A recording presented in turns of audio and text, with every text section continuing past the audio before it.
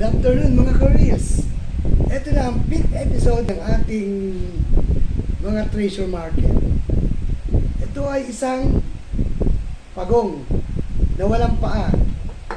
Yan po, kung pagmamasdan nyo, wala pong paa.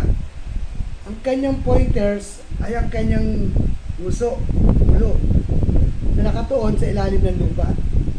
Ayan po.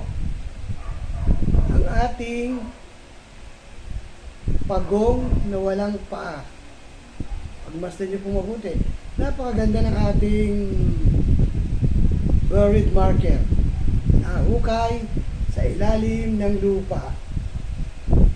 Napakaganda po. Ayan. Ating buried marker na pagong. Pagong po ang itsura, pagmasdan po ninyo. Napakaganda. Yan po ang aking 5th episode ng aking stone map. Yan po, meron siyang dalawang butas at meron din siyang pointers. Meron din po sa ulo na pointers.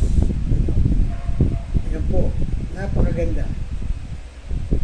Ang ating turtle o pagong. Wala siyang butas sa ilalim. Nakahipulang po siyang ganyan. Ayan po ang kanyang itsura.